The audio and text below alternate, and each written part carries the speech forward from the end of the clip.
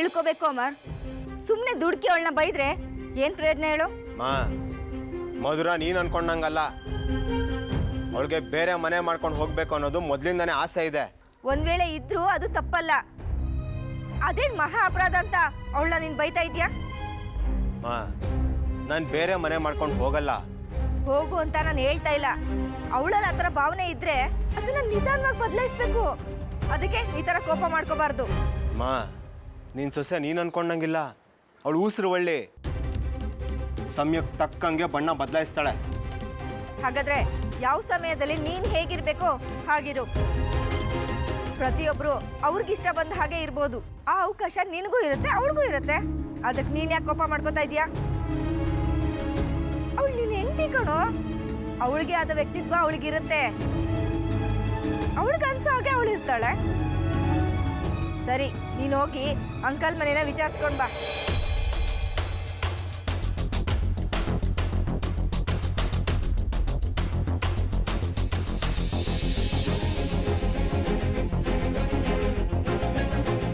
ಅಮರ್, ಏನಾದರೂ ವಿಷಯ ಗೊತ್ತಾಯ್ತಾ?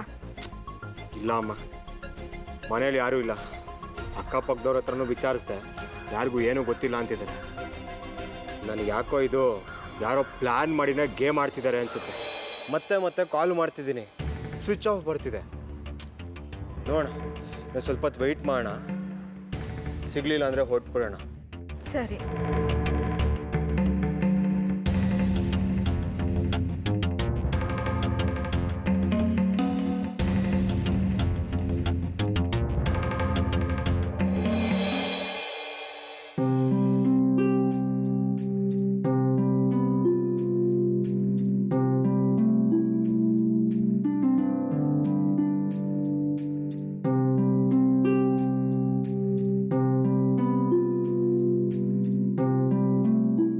ತಿನ್ನಿಸೋ ಊಟ ಹೇಗಿದ್ರೂ ಆ ತಿನ್ನಿಸೋರ ಮನಸ್ಥಿತಿ ಚೆನ್ನಾಗಿದ್ದರೆ ಅದರ ರುಚಿನೇ ಬೇರೆ.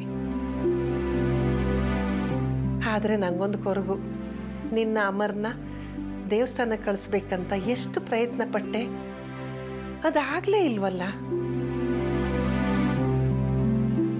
ಏನು ಮಾಡೋದು ಹೇಳು ಮಧುರ? ವಯಸ್ಸಾದ ಮೇಲೆ ಅನುಭವ, ತಾಳ್ಮೆ, ಒಳ್ಳೆತನ ಎಲ್ಲ ಜಾಸ್ತಿ ಆಗುತ್ತೆ.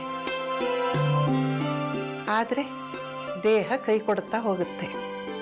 ಇದೆಲ್ಲದರ ಜೊತೆಗೆ ಆರೋಗ್ಯನೂ ಚೆನ್ನಾಗಿದ್ದರೆ ಎಷ್ಟು ಚೆನ್ನಾಗಿರುತ್ತಲ್ಲ.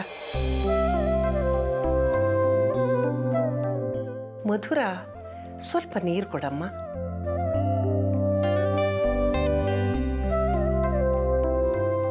ಮಧುರ, ಸ್ವಲ್ಪ ನೀರು ಕೊಡು ಅಂದೆ. ಏನು ಯೋಚನೆ ಮಾಡ್ತಾ ಇದ್ದೀಯಾ? ಸರಿ ಅಜ್ಜಿ.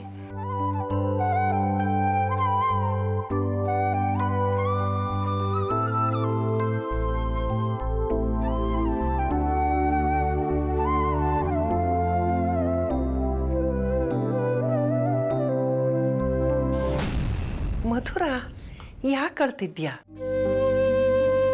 ಸಾರಿ ಅಜ್ಜಿ, ಅದು ಗಂಜಿ ಮಾಡ್ತಿರುವಾಗ ಕಣ್ಣಿಗೇನೋ ಬಿದ್ದುಬಿಡ್ತು.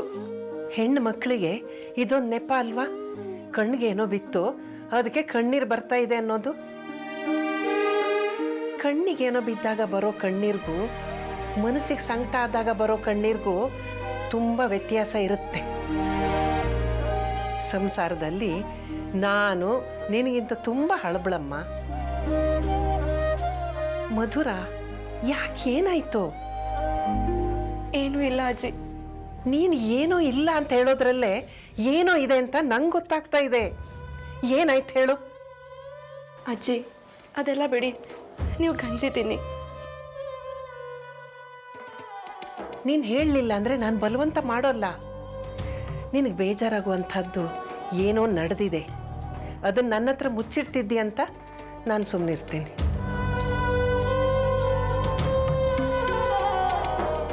ಬೇಜಾರನ್ನು ಹಂಚ್ಕೋಬೇಕು. ಇನ್ನೊಬ್ಬರ ಮನಸ್ಸಿಗೆ ಬೇಜಾರಾಗುವಾಗ ಮಾಡಬಾರ್ದಮ್ಮ. ಹಾಗೆ ಮಾಡಿದರೆ ನಮ್ಗೆ ಎಷ್ಟು ಬೇಜಾರಾಗತ್ತಂತ ಯೋಚನೆ ಮಾಡಿ ನೋಡು. ಅಜ್ಜಿ, ಆ ಥರ ಏನೂ ಇಲ್ಲ. ಪ್ರೀತಿ ಇದ್ದ ಕ್ಷಣ ಅದನ್ನೆಲ್ಲ ಹಂಚ್ಕೋಬೇಕು ಅಂತ ಏನಿಲ್ಲ. ಹಾಗಾದರೆ ನನ್ನ ಹತ್ರ ಹೇಳೋಲ್ವಾ? ಇವಾಗ ಹೇಳೋ ಮನಸ್ಸಿಲ್ಲ ಅಜ್ಜಿ ನನಗೆ.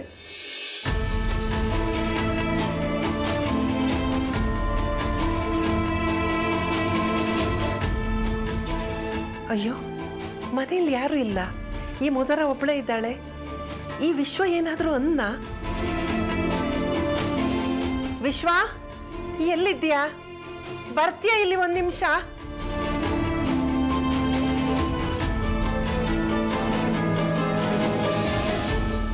ಅಮ್ಮ, ಯಾಕಮ್ಮ ಏನಾಯ್ತು? ಇನ್ನೂ ಗಂಜಿ ಕೊಟ್ಟಿಲ್ವ ನಿಮಗೆ?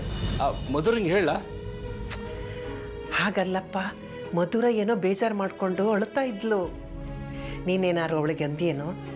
ಇಲ್ಲಮ್ಮ, ಅವಳಿಗೆ ನಾನೇನು ಹೊಂದಿಲ್ಲ. ಆದರೆ ಅಮ್ಮರಿಗೆ ಮಧುರಾಗೆ ಒಂದು ಮನೆ ನೋಡೋಣ ಅಂತ ಹೇಳಿ ಆ ವಿಷಯನ ಅವಳಿಗೆ ಹೇಳಿದೆ. ಆದರೆ ಅವಳು ಯಾಕೋ ಮನಸ್ಸೇ ಮಾಡ್ತಾ ಇಲ್ಲ. ಏನು, ಅವರಿಬ್ಬರಿಗೂ ಬೇರೆ ಮನೆ ಮಾಡ್ಕೊಡ್ಬೇಕಂತ ಹೇಳಿದ್ಯಾ?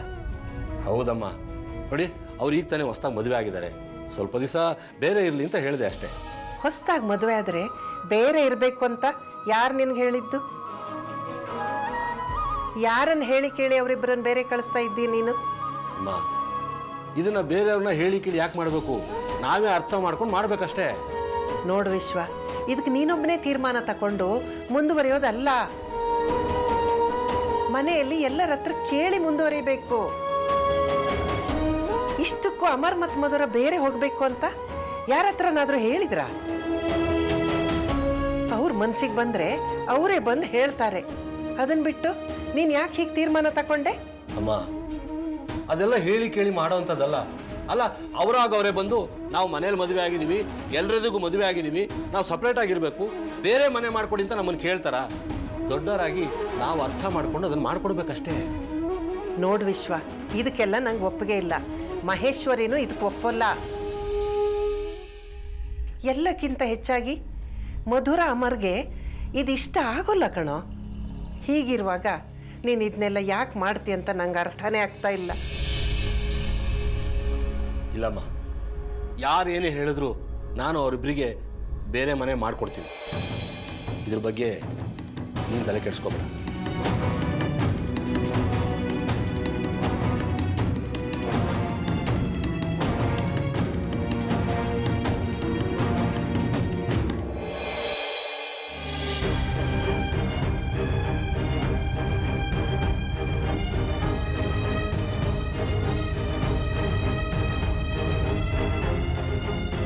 ನೋಡು ಮಧುರ, ನೀನು ಹೂ ಅಂದ್ರು ನೀವಿಬ್ಬರಿಗೂ ಬೇರೆ ಮನೆ ಮಾಡಿಕೊಟ್ಟು ಇಲ್ಲಿಂದ ಕಳಿಸ್ತೀನಿ.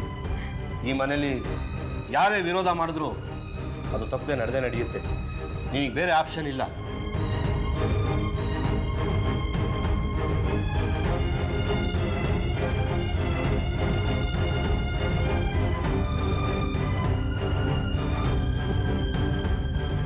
ನೋಡು, ನಿನಗೆ ಬೇರೆ ಮನೆ, ಸ್ವಲ್ಪ ಆಸ್ತಿ, ಸಪ್ರೇಟ್ ಜೀವನ ಇವೆಲ್ಲ ಸಿಗುವಾಗ ಮನಸ್ಸಿನಲ್ಲಿ ಪ್ರಶ್ನೆಗಳನ್ನ ಇಟ್ಕೋಬಾರ್ದು. ಅದು ಬರೀ ಅನುಮಾನಗಳನ್ನ ಸೃಷ್ಟಿ ಮಾಡುತ್ತೆ. ನಮ್ಮನ್ನು ಯಾಕೆ ಹೊರಗಡೆ ಆಗ್ತಿದ್ದೀರಾ? ಆ ಪ್ರಶ್ನೆಗೆ ಇದು ಉತ್ತರ ಅಲ್ಲ ಮಾವ. ನಾನು ಉತ್ತರ ಕೊಟ್ಟ ಮೇಲೂ ಮತ್ತೆ ನೀನು ಪ್ರಶ್ನೆಗಳನ್ನ ಕೇಳಬಾರ್ದು. ನಿನಗೇನು ಬೇಕೋ ಅದು ಸಿಗ್ತಾ ಇದೆಯಲ್ವಾ? ಎಲ್ಲ ಸಿಕ್ಕಿದ ಮೇಲೆ ಈ ಮನೆ, ಅತ್ತೆ, ಮಾವ ಇದೆಲ್ಲ ನಿನಗೆ ಬೇಡವಾದ ಪ್ರಶ್ನೆಗಳು. ನಾನು ನಿನಗೆ ಎಲ್ಲ ರೀತಿಯಿಂದಲೂ ಮುಕ್ತಿ ಕೊಡ್ತಾ ಇದ್ದೀನಿ. ನನಗೆ ಇಲ್ಲಿಂದ ಹೋಗೋದಕ್ಕೆ ಇಷ್ಟ ಇಲ್ಲ ಮಾವ. ನೀವು ಹೊಸ ಮನೆ ತೆಗೆದುಕೊಟ್ರು ಕೂಡ ಇವಳಿಗೊಂದು ಹೊಸ ಮನೆ ಮಾಡಿಕೊಟ್ಟು ಅಣ್ಣ ಈ ಮನೆಯಿಂದ ಆಚೆ ಹಾಕ್ತಾ ಇದ್ದಾನೆ. ಹಾಳಾದವಳು ಇಲ್ಲಿಂದ ತೊಲಗ್ಲಿ. ಆದ್ರೆ ಇದೇ ನೆಪದಲ್ಲಿ ನನ್ನ ಮಗಳಿಗೂ ಒಂದು ಮನೆ ತೆಗೆದುಕೊಡ್ಲಿ. ಎಲ್ಲ ಬರೀ ಅವಳೊಬ್ಳಿಗೆ ಸಿಗ್ಬೇಕಾ? ಕೆಲಸ ಇಷ್ಟ ಇಲ್ಲದೆ ಇದ್ರು ಕೆಲವು ಕೆಲಸಗಳನ್ನ ಮಾಡಲೇಬೇಕಾಗುತ್ತೆ. ಇಲ್ಲಿಂದ ನೀನು ಇಷ್ಟ ಇದ್ದು ಹೋಗ್ತೀಯೋ ಅಥವಾ ಇಷ್ಟ ಇಲ್ಲದೆ ಹೋಗ್ತೀಯೋ, ಎರಡೂ ಒಂದೇ. ನಿಮ್ಮನ್ನ ಈ ಮನೆಯಿಂದ ಆಚೆ ಕಳಿಸೋದೇ ನನ್ನ ಗುರಿ. ಹಾಗಾದ್ರೆ ನಿಮ್ಗೆ ನಮ್ಮಿಂದ ಬೇಜಾರಾಗೋವಂಥದ್ದು ಏನೋ ನಡೆದಿದೆ ಅಂತ ಆಯ್ತು ಮಾವ. ಅದೇನು ಅಂತ ಹೇಳಿ. ನಿಜವಾಗ್ಲೂ ನಮ್ಮಿಂದ ನಿಮಗೆ ಬೇಜಾರಾಗಿದ್ರೆ ಖಂಡಿತ ನಾವು ಈ ಮನೆ ಬಿಟ್ಟು ಹೋಗ್ತೀವಿ. ನೀನು ಒಳ್ಳೆಯವಳಲ್ಲ. ಇನ್ನು ನೀನು ಮದುವೆ ಆಗಿರೋ ಗಂಡ ಆ ಕೆಟ್ಟ ನನ್ನ ಮಗ ಅವನು ಒಳ್ಳೆನಲ್ಲ. ಮನೆಯ ಮೇಲೆ ಒಳ್ಳೆ ವಾತಾವರಣದಲ್ಲಿ ಉಸಿರಾಡ್ಕೊಂಡು ಚೆನ್ನಾಗಿರ್ಬೇಕು. ಕೆಟ್ಟವ್ರ ಮಧ್ಯೆ ಇದ್ರೆ ಉಸಿರು ಕಟ್ಟದಾಗುತ್ತೆ. ಇದು ಯಾವ ದೇವ್ರು ಸೃಷ್ಟಿ ಮಾಡಿ ಟೆಲಿಕಾಸ್ಟ್ ಮಾಡ್ತಾ ಇರೋ ಸೀನು ಇಷ್ಟು ಅದ್ಭುತವಾಗಿದೆ. ನಾನೇ ಇದನ್ನ ಕಣ್ಣಾರೆ ನೋಡ್ತಾ ಇರೋದು.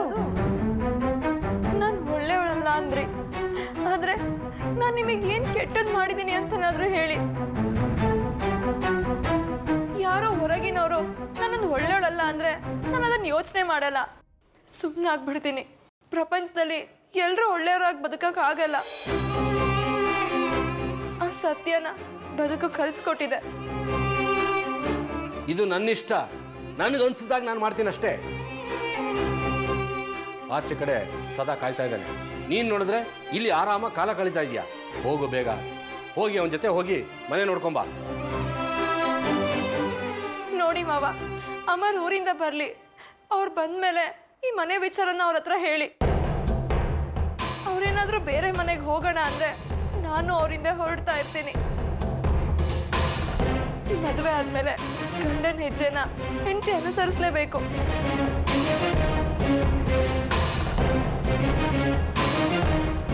ಈಗೇನು ನೀನು ಬರ್ತೀಯ ಇಲ್ವೋ?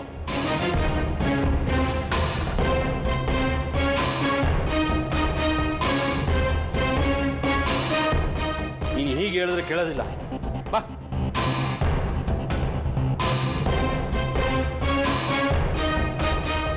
ಮಾವ ಬಿಡಿ ಮಾವ, ಮಾವ ಮಾವ ಬಿಡಿ ಮಾವ. ನೋಡು, ನಾನು ನಿನ್ನ ಮಾವನೇ ಆಗಿದ್ರೆ ಇವತ್ತು ಮನೆಯಿಂದ ಕಳಿಸ್ತೀನಿ. ಹೋಗಿ ಮನೆ ನೋಡ್ಕೊಂಬೋಗು. ಈ ಮನೆ ಬಾಗಿಲು ನಿನ್ನ ಪಾಲಿಗೆ ಇವತ್ತಿಂದ ಮುಚ್ಚಿತು ಅಂತ ತಿಳ್ಕೊ.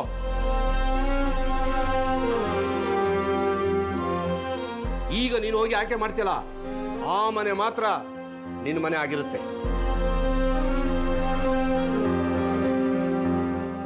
ಯಾವತ್ತಿದ್ರೂ ನಿನ್ನ ಪಾಲಿಗೆ ಬೇರೆ ಮನೆನೇ. ಹೋಗು, ಮನೆ ನೋಡ್ಕೊಂಡ್ ಬಾ.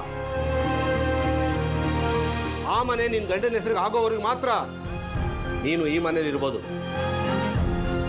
ಆದ್ರೆ ಅದರಿಂದ ಆಚೆ ನೀನು ಇಲ್ಲಿರೋದಕ್ಕೆ ನಾನು ಅವಕಾಶ ಕೊಡೋದಿಲ್ಲ.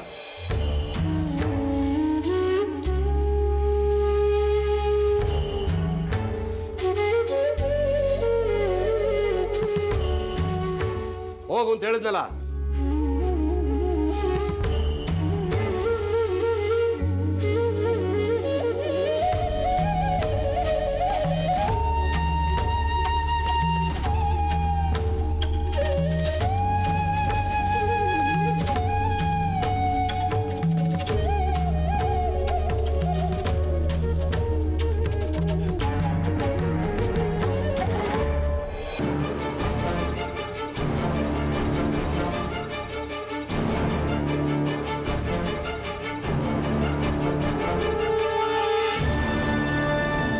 ಅಣ್ಣ, ನೀನು ಮಧುರನ ಈ ಮನೆಯಿಂದ ಆಚೆ ಹಾಕ್ತಾ ಇದ್ರೆ ನನ್ನ ಕರುಳು ಕಿತ್ತು ಬರ್ತಾ ಇತ್ತು ಗೊತ್ತಾ.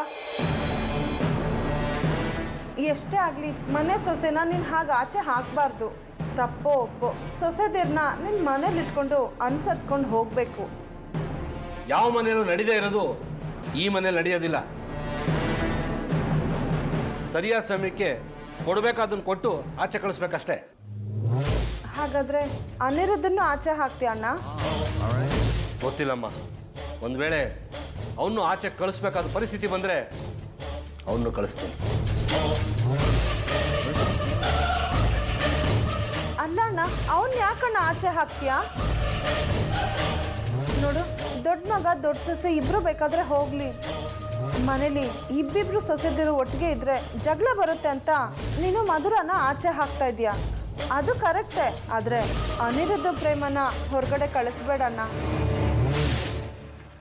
ಅವಳಿಗೆ ಮೊದಲೇ ನೀನು ಅಂದರೆ ಪ್ರಾಣ. ಯಾರ ಮೇಲೂ ಅಷ್ಟೊಂದು ಪ್ರೀತಿ ಇಟ್ಕೋಬೇಡ ಅಂತ ನಿನ್ನ ಮಗಳಿಗೆ ಹೇಳು. ಕಳ್ಕೊಳ್ಳೋ ಸಂದರ್ಭ ಬಂದರೆ ತುಂಬ ನೋವಾಗುತ್ತೆ. ನೀನೇ ಹೀಗಂದ್ರೆ ಹೇಗೆ? ನೋಡು ಸಾವಿತ್ರಿ, ಈ ಜಗತ್ತಿನಲ್ಲಿ ತಂದೆ ತಾಯಿ ಮಕ್ಕಳು ಎಲ್ಲ ಕಾಲದಲ್ಲೂ ಒಟ್ಟಿಗಿರೋದಕ್ಕೆ ಸಾಧ್ಯ ಇಲ್ಲ. ಕೆಲವರು ಬದುಕಿದ್ದಾಗ ಬೇರೆ ಆಗ್ತಾರೆ, ಇನ್ನು ಕೆಲವರು ಸಾವಿನಲ್ಲಿ ಬೇರೆ ಆಗ್ತಾರೆ.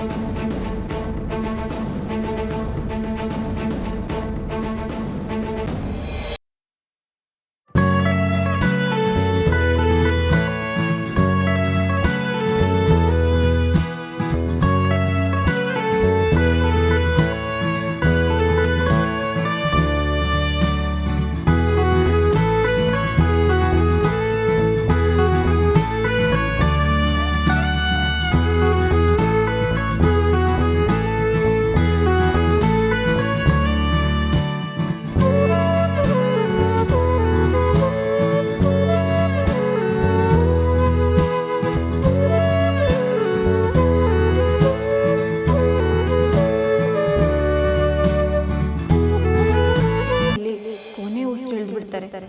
ಆದರೆ ದೇವರು ನಾನು ಮಾಡಿರೋ ತಪ್ಪನ್ನು ತಿಳ್ಕೊಳ್ಳಿ ಅಂತ ಇನ್ನು ನನ್ನ ಉಸಿರುಳಿಸಿದ್ದಾನೆ. ಇಲ್ಲ ಇಲ್ಲ ಇಲ್ಲ, ನಾನು ಇನ್ನು ಯಾರ ಬದುಕನ್ನು ನಾನು ಕಿತ್ಕೋಬಾರ್ದು. ಈ ಜಗತ್ತಲ್ಲಿ ಕೆಟ್ಟವರಿಗೂ ಅವ್ರದ್ದೇ ಆದ ಜಾಗ ಇದೆ. ಇಲ್ಲ ಅಂದಿದ್ರೆ ಈ ಭೂಮಿ ಅವ್ರಿಗೆ ಯಾಕೆ ಆಶ್ರಯ ಕೊಟ್ಟು ತನ್ನ ಮೇಲೆ ಇಟ್ಕೊಳ್ತಾ ಇತ್ತು? ಪ್ರೇಮ, ಅಮ್ಮ ಏನಾಯ್ತು? ಅಯ್ಯೋ, ಈಗ ನಾನು ಹೇಳೋ ವಿಷಯ ಕೇಳಿದ್ರೆ ನಿನ್ ಕಾಲ್ ನೋವೆಲ್ಲ ಹೊಟ್ಟೋಗತ್ತೆ. ಅದನ್ನ ದೂರದಿಂದ ಹೇಳು. ಮುತ್ತು ಯಾಕೆ ಕೊಡ್ತೀಯಾ? ನೀನು ಮುತ್ತು ಕೊಟ್ರೆ ಅಸಹ್ಯ ಅನ್ಸುತ್ತೆ. ಏನೇ ಸ್ವಲ್ಪ ಬೆಳೆದು ಗಂಡ ಪಕ್ಕಕ್ಕೆ ಬಂದ ತಕ್ಷಣ ತಾಯಿ ಅಂದ್ರೆ ಅಸಹ್ಯ ಅನ್ಸಕ್ ಶುರು ಆಯ್ತಾ ನಿಂಗೆ? ನಿಮ್ಗಳಿಗೆ ತಾಯಿ ಕೊಡೋ ದುಡ್ಡು ಬೇಕು, ತಾಯಿ ಕೊಡೋ ನೆಕ್ಲೆಸ್ ಬೇಕು, ತಾಯಿ ಕೊಡೋ ಆಸ್ತಿ ಬೇಕು, ತಾಯಿ ಕೊಡೋ ಮುತ್ತು ಮಾತ್ರ ಬೇಡ ಅಲ್ವಾ? ನೋಡಮ್ಮ, ನೀನು ಆಸ್ತಿ ಮುತ್ತು ಒಡವೆ ಏನು ಬೇಡ. ಅದೇನೇ ಮಾತಾಡೋದಿದ್ರು ದೂರದಲ್ಲಿ ನಿಂತು ಮಾತಾಡು. ನೀನು ಹಿಂಗೆ ಬಂದು ಮೈ ಮೇಲೆ ಬಿದ್ದರೆ ನನ್ನ ಕಾಲು ಇರಬೇಕಾ ಹೋಗ್ಬೇಕಾ? ಹಂಗೂ ಮುತ್ತು ಕೊಡಬೇಕು ಅನ್ಸಿದ್ರೆ ಅಪ್ಪ ಬಂದಮೇಲೆ ಅವ್ರಿಗೆ ಕೊಡು. ಅಯ್ಯೋ ಬಿಡಮ್ಮ ತಾಯಿ, ನಿಮ್ಮ ಅಪ್ಪನ ನೆನಪು ಮಾಡ್ಕೊಂಡ್ರೆ ಇನ್ನು ಊಟ ಸೇರ್ದಂಗೆ. ಆಹಾ, ಏನು ಡೈಲಾಗ್ ಹೇಳಿಬಿಟ್ಟೆ ಅಮ್ಮ. ಸರಿ, ಆ ವಿಷಯ ಬಿಡು. ಮದ್ವೆ ಆದಾಗ ಚಿಕ್ಕ ವಯಸ್ಸು, ಏನು ಗೊತ್ತಾಗ್ತಾ ಇರಲಿಲ್ಲ. ಸಂಸಾರ ಹೇಗೆ ಶುರು ಆಯಿತು, ಮಗು ಹೇಗೆ ಹೊಟ್ಟೆಗೆ ಬಿತ್ತು, ಕೆಲವು ಸರಿ ಇದನ್ನೆಲ್ಲ ಯೋಚನೆ ಮಾಡ್ತಾ ಇದ್ರೆ ಇಷ್ಟು ವರ್ಷ ಅದು ಹೇಗೆ ಹೋಯ್ತು ಅಂತಾನೆ ಗೊತ್ತಾಗಲ್ಲ. ಸರಿ ಆಯಿತು, ಇವಾಗ ವಿಷಯ ಏನು ಅಂತ ಹೇಳು. ನಿಮ್ಮ ಮಾವ ಅಂದರೆ ನಮ್ಮ ಅಣ್ಣ ಅಮ್ಮಾರ್ ಮತ್ತೆ ಮಧುರನ ಮನೆಯಿಂದ ಹೊರಗಾಗ್ತಾ ಇದ್ದಾನೆ. ಯಾಕೆ ಯಾಕೆ ಅಂತ ಕೇಳ್ತಿಯಲ್ಲೇ? ಅವರಿಬ್ರು ಯಾವಾಗ ಮನೆಯಿಂದ ಆಚೆ ಹೋಗ್ತಾರೆ, ಯಾವಾಗ ಈ ಮನೆ ಬಿಟ್ಟು ತೊಲಗ್ತಾರೆ ಅಂತ ಎಕ್ಸೈಟ್ಮೆಂಟಲ್ಲಿ ಕೇಳೋದು ಬಿಟ್ಟು ನೀನು ನೋಡಿದ್ರೆ ಇಷ್ಟೊಂದು ಫ್ಲ್ಯಾಟಾಗಿ ಕೇಳ್ತಾ ಇದೆಯಲ್ಲೇ. ಒಳ್ಳೆಯವಳನ್ನ ಮನೆ ಬಿಟ್ಟು ಆಚೆ ಹಾಕ್ತಾರೆ ಅಂದರೆ ಅದು ಮನಸ್ಸಿಗೆ ಬೇಜಾರಾಗೋ ವಿಷಯ ಅಮ್ಮ. ನಾನು ಇದ್ದು ಕೂಡ ಅದಕ್ಕೆ ಅವಕಾಶ ಮಾಡಿಕೊಡೋದು ಇನ್ನೂ ಬೇಜಾರಿನ ವಿಷಯ. ಅಂದರೆ ಏನೀಗ? ನಿಮ್ಮ ಮಾವ ಅವಳನ್ನ ಆಚೆ ಹಾಕಿದ್ರೆ ನೀನು ಹೋಗಿ ತಡಿತೀಯಾ? ತಡಿದೆ ಮತ್ತಿನ್ನೇನಮ್ಮ. ಅವಳ ನೋವು, ನೆಮ್ಮದಿ, ಸುಖ, ದುಃಖ ಎಲ್ಲ ಇದೇ ಮನೇಲೇ ಶುರುವಾಗೋದು, ಇದೇ ಮನೆಯಲ್ಲೇ ಕೊನೆ ಆಗೋದು ಕೂಡ. ಹೀಗಿರೋವಾಗ ಅವಳನ್ನ ಈ ಮನೆ ಬಿಟ್ಟು ಆಚೆ ಹಾಕಬೇಕು ಅಂದರೆ ಏನು ಅರ್ಥ ಹೇಳು? ಏಯ್, ನಿನಗೇನೇ ಆಯಿತು ಇದ್ದಕ್ಕಿದ್ದಾಗೆ? ನೋಡು, ಮಧುರ ನಿನ್ನ ಶತ್ರು, ನಿನ್ನ ಬದುಕನ್ನ ಕಿತ್ಕೊಂಡವಳು. ಅಂಥವ್ರ ಮೇಲೆ ಸೇಡಿರ್ಬೇಕೇ ಹೊರತು ಪ್ರೀತಿ ಅನುಕಂಪ ಅಲ್ಲ.